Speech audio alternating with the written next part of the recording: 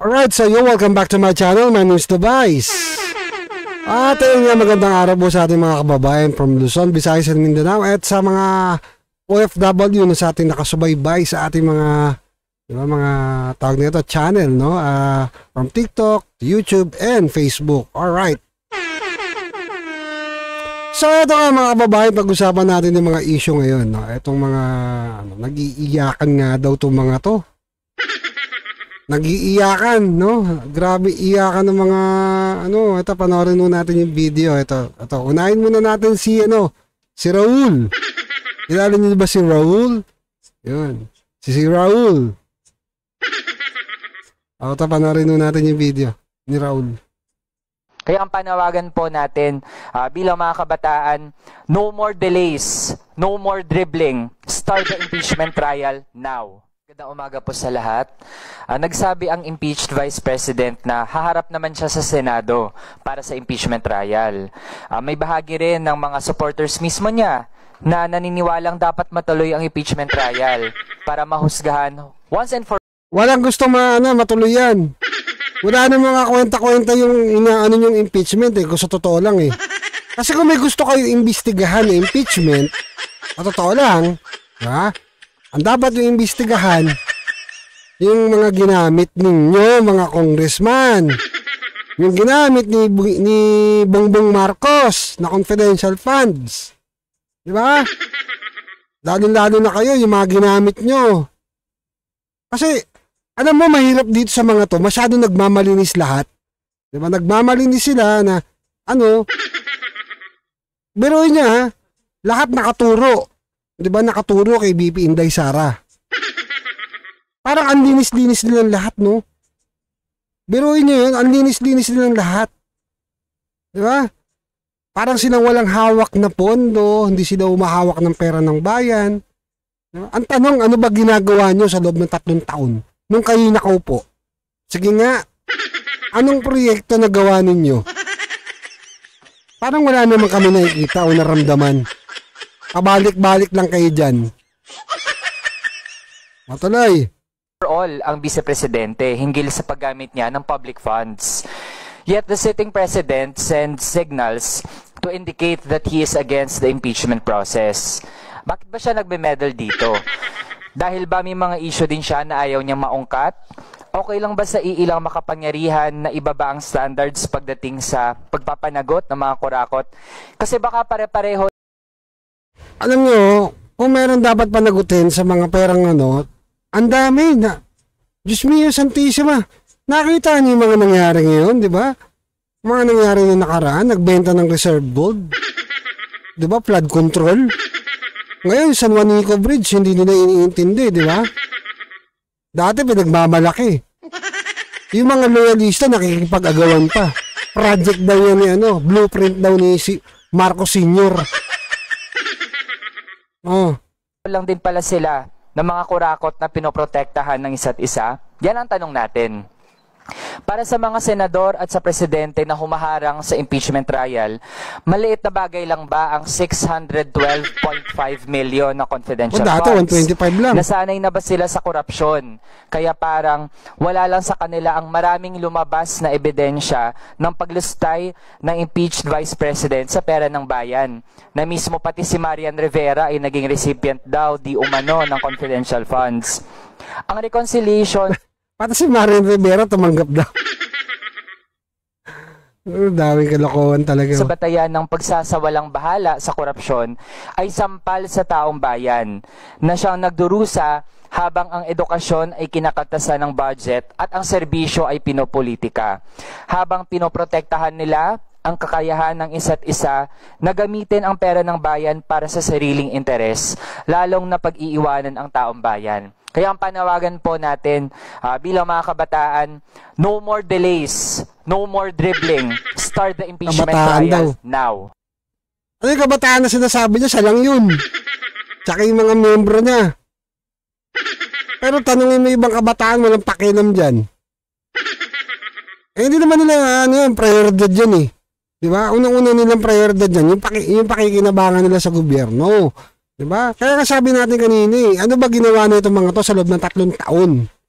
Yun yung tanong dun eh. Anong ginawa nila sa loob ng 3 taon? Eh, imposibleng wala rin silang pondo. Wala rin silang hinahawakan. Ano yan? Ginamit nyo lang? Kung saan-saan lang din? Sa pagre-recruit? Diba?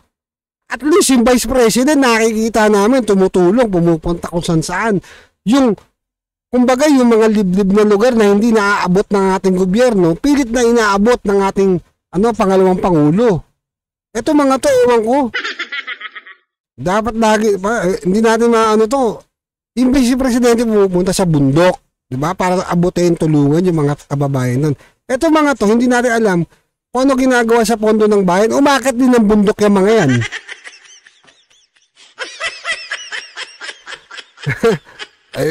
May video pa si Castro eh. Ha? Ito ba isang video? Panoorin natin. Mga nag-iiyakan yung mga aw-aw. Iyakan ng iyakan. Ito, panoorin natin. Pasok. Sige, ako na. Magandang umaga sa ating mga kasamang media dito at sa lahat ng ating taong bayan na nakakapanood nitong media conference. So, ang masasabi natin, ang may kasalanan, dapat pinapanagot, hindi pinapalusot. So, ang may kasalanan, dapat pinapanagot, hindi pinadulusot. Tama ka naman. Tama ka doon. Ang tanong nga dyan eh, dapat diba sabi niya nga eh, dapat ang may kasalanan, pinananagot. Eh bakit nandiyan ka pa? Diba convicted ka? Oh. Bakit nandiyan pa yan? Sige nga. Tuloy. Nakakadismaya, nakaka-disappoint etong nangyayari sa Senado. Wow, na-disappoint pa siya na. Pinospone na nga, di ba? Nagkalagay sa Constitution forthwith. So, dapat immediately, dapat no after February 5, itinuloy yung impeachment trial. Pero ang daming dahilan, di ba? May election daw, may kampanya daw. At ngayon, tandaan nyo ha, nung nakaraan eleksyon, nung magkakampanyahan, hindi sila nagkaganyan. Ngayon na lang, di ba? Paalis na sila. Paalis na sila. Di ba? Tamakbong senador, akala niya, ewan.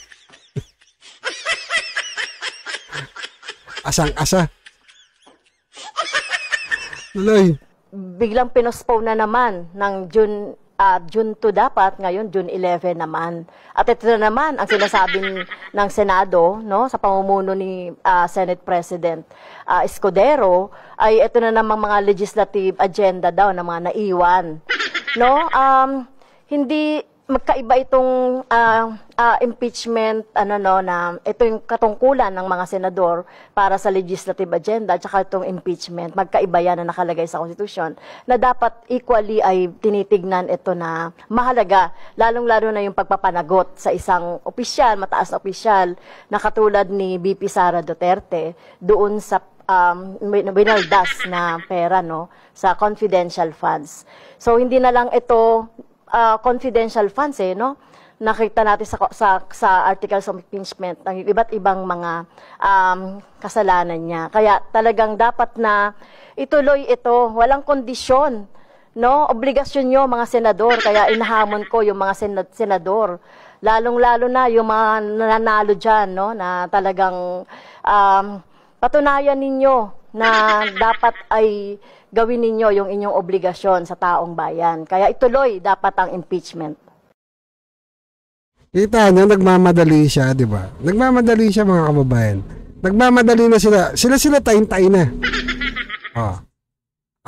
Sila lahat mismo at iisa lang. Ito naman yung kay Trillanes. Ayan. Ayan, Ang sabi ni, ito pa isang maingay. Ang impeachment trial ni Sara ay napaka-importanteng matuloy dahil dito makikita ng taong bayan na siya ay isang magnanakaw. Wow, ang linis mo, boy! Ang linis mo, boy! Ang linis nito ni Trillanes, no? Napakalinis. Biruin niya, tumakbong mayor to, talo. Tumakbong senador din yan eh. Diba, dati? Ay, hindi ko lang sure ha, kung tumakbo nga ba? Pero, ito, diba, ito lang, midterm election, tumakbo, talo. Ibig sabihin, wala nagtitiwala. Ayaw ng tao sa kanya. Kung meron man, ilan lang. Oh. Huwag tayo magbulahan pa dito. May pumupondo. Alam natin yan. Kalokohan yan sa kukuhang pera yan. Wala namang posisyon yan. Ilang taon na. Diba? Eh, mga tayo-tayo eh. Ito pa isa. Oh, diba? SPG, sinita matapos talikuran si Senator Risa habang nagsasalita. Grabe ka naman, Senator Chis Escudero. Ba't mo tinalikuran? Ba't nag-walkout ka? Albay naman to si Chen. Hindi, baka naman ano lang. Siyempre, karapatan naman niya eh. Baka magsi-CR. Magano lang, di ba? Magko-comfort room. Pero tinalikuran. Grabe naman yung balita na to. Nag-walkout ba talaga? Hindi. Pero may video tayo niya, panonoorin natin. Titignan natin. Panoorin nun natin. Ito. Tingnan nun natin yung video. Ito yung video. Yan. Yan, habang nagsasalta. Tinanggal ko na yung sounds. Wala namang kwenta siya sabihin eh. Nag-walkout nga. Ulitin natin. Nag-walkout nga. Nag-walkout.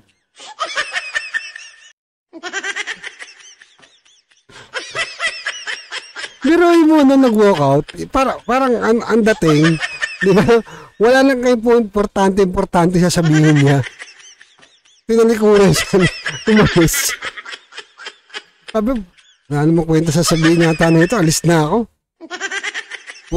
Kasi halos lahat po sila, mga kababayan, ganun. Ganun na lang, puro impeachment.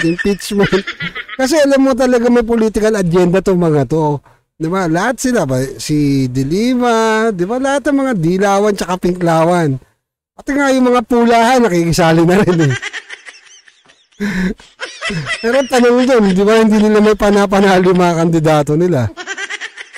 No, yung mga dating mga malalakas sa senador, lumagapak lahat eh. Ang sakit noon, no? Aray ko! Diba? Oh. Diba? Ito pa, panoorin mo natin mga kababayan. Ito pa kay Risa Hontiveros. Yung sentimiento niya. Panoorin pa po natin to. Ito.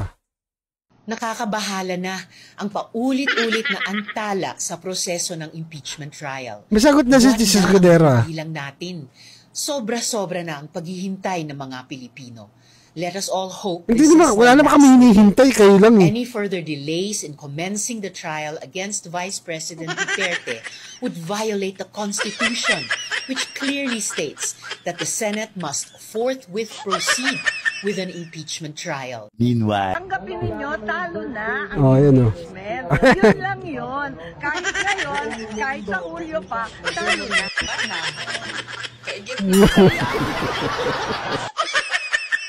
Nasama pa yun, no? Nga. Grabe ko. Nakita ko lang naman yan, guys. Yung, sentimiento niya. Diba? Yun nga sabi, diba? Kahit, ay sabi nga ni Amy, diba? Ni Senator Amy, kahit ano daw gawin, talo na. Huwag yun ay pilit. aray ko! Hindi totoo naman kasi. Wala naman pupuntahan yung impeachment na. Tignan ninyo maigi. Ilang senador na nagparamdam. Diba? Sa Senator Tolentino nga kahit na hindi kaalyado ni VP Inday Sara eh. Diba? Siya mismo nagsabi wala naman pupuntahan to, wala naman kwenta tong usapin na to. Kasi mas maraming dapat trabahuin ng Senado na batas na para gawin para sa mamamayang Pilipino. Hindi para ipagdikdikan yung impeachment na yan. Diba? Pagpilitan yun ang pagpilitan yan. Diba? Kayo ito, may sagot niya si Senator Chis Escudero. Panoorin natin. Tatlong video ni Senator Chis yung kinuha natin sa balita. Ito, panoorin mo natin. Karapatan nila yon, pero kung pwede ko lang sanang baliktanawan, Ayan, sabi niya, karapatan niya daw yun. Tuloy natin. pwede bang i-rally ko rin sila ng 4 na buwan o hindi nila inaksyonan yung impeachment complaint? na inihain noong Disyembre? Kung sila mismo ay hindi nagmadali, inupuan at pabanjing-banjing sa mahabang panahon. Sila para madaliin kami ngayon. Hindi porkit gusto nila, gano'n na. At kung ayaw diba? nila, karapatan din nilang magpabanjing-banjing at i-delay yun. Yun sinasabi ni Senator Cheese. Di ba? Nagpabanjing-banjing daw kayo. Anong ginawa ninyo? Tapos ngayon mamadaliin nyo. Siyempre, eleksyon eh. Talo. Outgoing na. Kailangan nila magmadali. Tapos ilan na lang sila. Di ba? Yun talaga yung mangyayari na magmamadali sila. Ano na yung mga natalo, di ba? Ang lalakas ng loob, tumakbong senador. Ito ba isa? Panoorin natin. Natin bigyan ng reaksyon sabay-sabay. Pero klaro, ang Senado ay hindi sunod-sunuran sa Kamara kaugnay sa anumang bagay. Kabilang na ang impeachment, anuman ang ingaw-ngaw o sabihin nila. Grabe ka naman, Senator Cheese. Ano man ang ingaw-ngaw. Grabe ka dyan, ha? May mga congressman who are saying na either natatakot ka daw o pinoproteksyonan mo si Vice President Sara Duterte kaya daw na-attract yung impeachment proceedings. Ano po sagot mo? Siguro napatunayan ko na yan sa tagal ko sa paninilbihan sa pamahalaan na hindi ako gumagalaw at nagpapasya base sa anumang takot. Ika nga sa Biblia, do it always afraid. At sinabi na rin naman ni Vice President Sara na hindi siya sang-ayon sa mga pananaw na yan. Okay, sir, kasi kanina din meron kayong nabanggit na parang hindi kayo sunod-sunuran o sinusunod? Ang mga kongresista tila nasasanay na diktahan ang Senado kaugnay sa gusto. Nasasanay nga silang diktahan ng senador eh. Pero mo, senador, didiktahan ka lang ng di ba, ng party list congressman. Wala pang 1 milyon ng boto. Pero, tapos si senador, para mas mataas ka pa sa kanila. Diba? Tuloy. Ano lang mangyari sa impeachment? Pues kung trabaho ng ilang mambabatas na maging sunod-sunuran kay Speaker Romualdez na gusto, klaro, itong impeachment. Ayun yun, maging sunod-sunuran kay Romualdez. Kasi nga, nung eleksyon, may budget. Ngayon, paalis na, siyempre, outgoing, baka mawala ng tawag na ito, yung pabaon. Hindi tayo maglokohan. Diba? Kawawa naman. Walang pabaon. Baka wala rin posisyon mapupuntahan. Maghihintay pa na 1 taon yan. Tandaan nyo ha, yung mga natalo, hindi pwede i-appoint yan. 1 taon pa bago i-appoint. Diba? Kaya nga siguro pinagre-resign yung iba. Ipapalit yung ibang mga natalo. Ganun naman talaga eh. Si Abante nga natalo di ba? Sino yung na-point yung anak? Hindi pwede i-appoint si Abante. Ay bakit? 1 taon pa. Kumbaga sinuka ng tao, dadamputin uli nila. Hindi nanalo eh. Kuha niyo yung punto. Tuloy. Na ito, hindi namin trabaho yan sa Senado. Hindi ko rin trabaho yan bilang tagapangulo ng Senado. Para sa akin, gagampanan namin ang aming tungkulin ayon sa aming paniniwala na tamang proseso na naaayon sa batas. Nung inupuan nila na mahigit 2 buwan itong impeachment complaint, may narinig ba sila sa amin? Wala. Nakalagay din sa rules nilang immediately ibibigay ng SecGen yung impeachment complaint sa Speaker. Hindi nila ginawa yon sa loob ng mahigit 2 buwan. May narinig ba silang reklamo sa amin? Ginalang namin ang kanilang pasya, proseso at pagdidesisyon. Yan sana inaasahan ko rin sa kanila. Subalit maging ganun pa man, hindi ko pwede silang gawin, piliting gawin o hindi gawin ang partikular na bagay. Gayon din sila. Kung nais nilang maging sunod-sunuran sa gusto ng kanilang speaker, pues hindi po namin trabaho yan. Sir, bakit sa tingin niyo may ganung posisyon si Speaker? What is it in for him? Siguro naman, klaro naman yun nung simula't simula na wala namang magaganap at mangyayari sa Kamara, lalo na't ganong karaming boto kung hindi yan sinang-ayunan ng Speaker ng Kamara. But what could be his motive? Hindi para sa akin na sabihin yan. Siguro para na yan sa mga magaling sa mga political na analysis kaugnay ng kasalukuyang sitwasyon at darating na panahon. Yung mga political analysis paralysis. Oh, yun na sabi ni Senator Cheese Escudero. Diba? Hindi namin kailangan sumunod-sunod. Kung kayo sunod-sunuran kayo kay Romualdez, kay Tambaluslos, hindi namin pwede gawin yun. Grabe to si Senator Cheese, oh. Diba? Hindi na trabaho kasi hindi naman sila inaambunan ng akap tsaka AX, di ba? Wala sila nun eh. Yun yung nun. Kasi pinapaikot tayo na itong mga kababayan eh. Ang gusto nila mangyari parang sila yung masusunod, sila yung magiging batas. Tapos gagawin pa salitang mamamayang Pilipino na tayo daw yung may gusto, yung nakakararami daw yung may gusto. Anak ng bakit, ba't di ka nanalo? Diba? Sabi niya,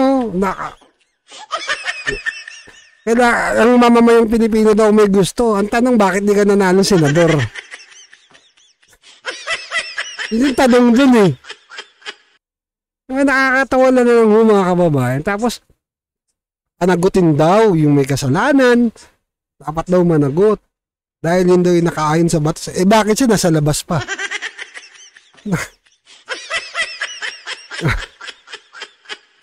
Grabe itong mga to. Ito ba, last video. Panoorin mo natin to. Yung kay Senator Cheese. Sa balita naman to. Sa balita sa News 5.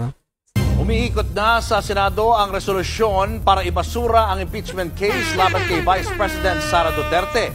At ang pasimuno niyan si Senador Bato de la Rosa. Pasimuno to si Bato daw. Yan si Mean Los Baños. Kumakalat ang isang draft Senate resolution na humihiling na i-dismiss ang impeachment case laban kay Vice President Sara Duterte. Sa resolusyong ito, binigyang diin na hindi pwedeng tumawid sa 20th Congress ang impeachment case na sinimulan sa 19th Congress. Bawal daw ito sa ilalim ng Senate rules.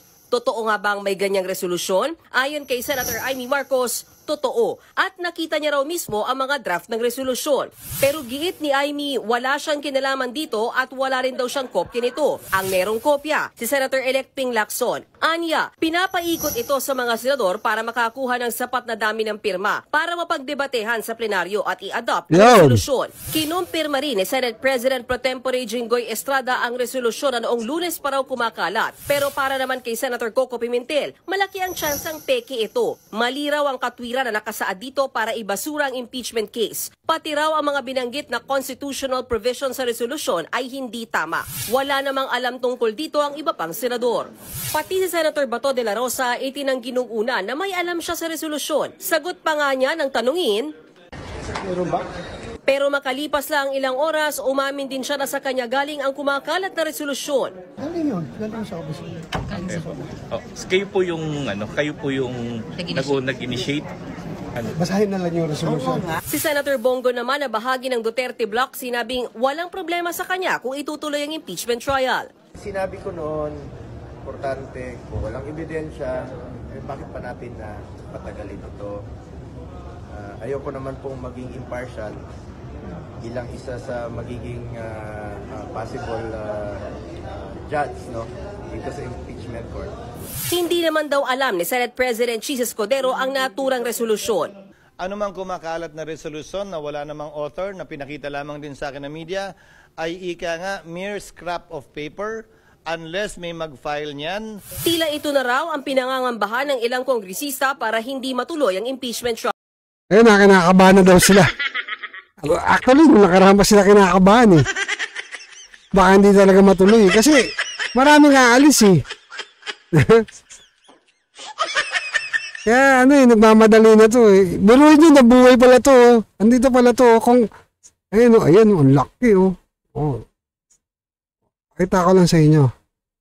Ayan Andiyan pala si Renato. Si Renato nga ba yan? Yakagul. Tapos may ako na Coke float, di ba? Na McDo, Coke float.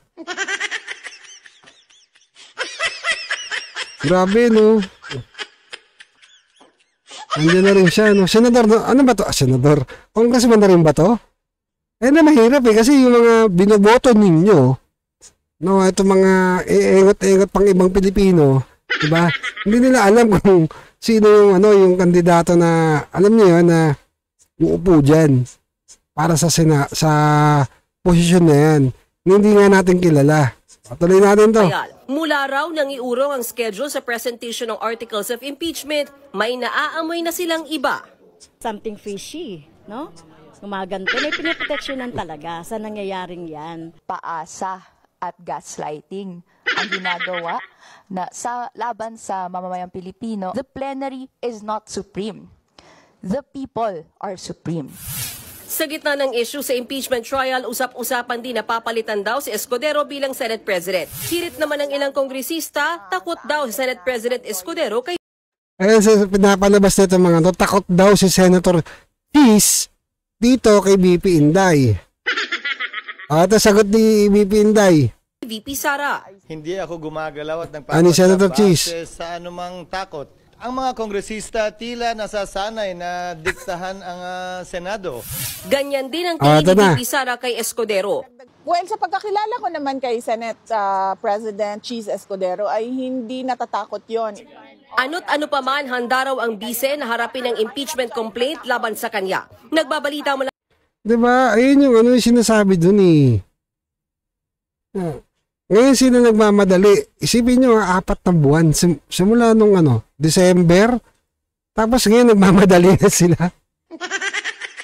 Nagmamadali na sila, di ba? Taintay na itong mga to kasi alam niyo mga kababayan. Diba? Sa totoo lang, doon lang tayo sa totoo. Gustong-gusto nila mabawi. Diba? Gustong-gusto nila mabawi yung kapangyarihan. Although, kahit alam naman ho natin na ayaw sa kanila ng taong bayan. Diba? Yung totoo, ayaw sa kanila ng taong bayan. Kaya nga sila, dami nilang lumagapak eh. Huwag yung sabihin may nanalo. May nanalo kasi merong, something.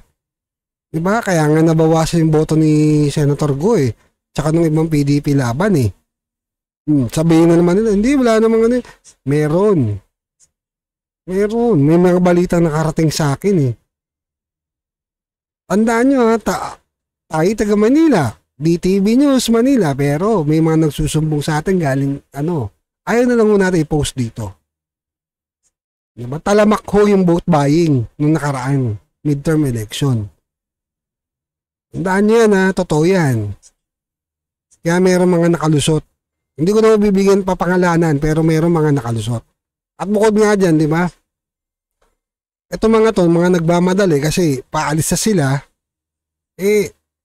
wala na rin ho silang say.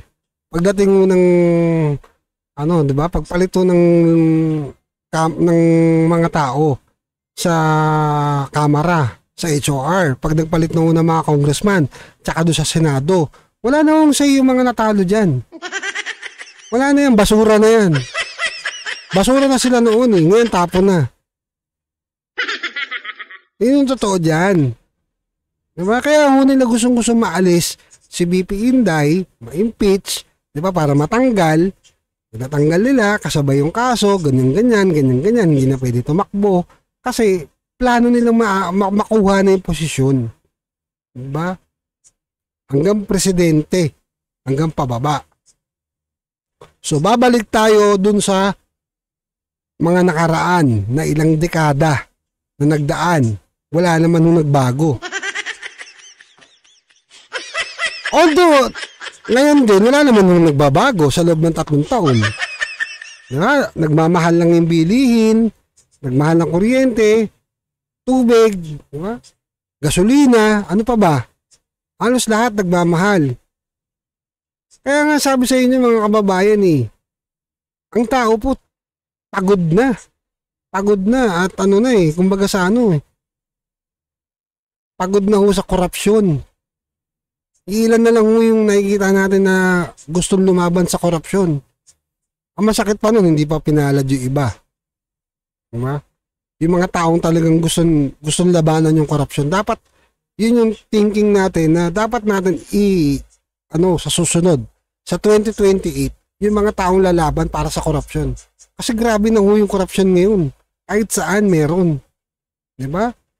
Hanggang sa pinakababaho ng baranggayan, may korupsyon. Hanggang lokal, hanggang nasyonal. Grabe. Ito mga to, kaya nagmamadali kasi, alam niyo yun, wala na silang pupuntahan. Kung meron man, i-appoint na lang yan. Kagaguhan na yun pag in-appoint pa. Sa bagay, wala naman tayo magagawa. Kahit sino naman ina-appoint eh. Yung dati kang galit na galit sa kanya, di ba? Si Auntie Claire. Oh, in-appoint. Ni BBM, di ba? Iba yung sinasabi ni Auntie Claire noon, iba yung sinasabi ngayon. Kinuha siya ngayon. Alam niyo kung anong trabaho niya? Hindi naman niya trabaho hindi naman trabaho ni ang trabaho talaga ng tagapagsalita ng di ba? Ng Malacanang. Ibalita, ibigay yung dapat gusto sabihin ng Pangulo. Hindi para ipagtanggol ang Pangulo. Nakita niyo yung sitwasyon? Ganon yung nangyayari ngayon. Diba? Yun yung ginagawa ngayon nila. O, biruin nyo ha. Pati si naging na rin ngayon, spokesperson ng ng house. Yung anak ni Abante. Biruin nyo yun, diba? Kinuha para tagapagtanggol. Tagapagtanggol. Yun lang yun. Pero yung totoong trabaho ng isang wala.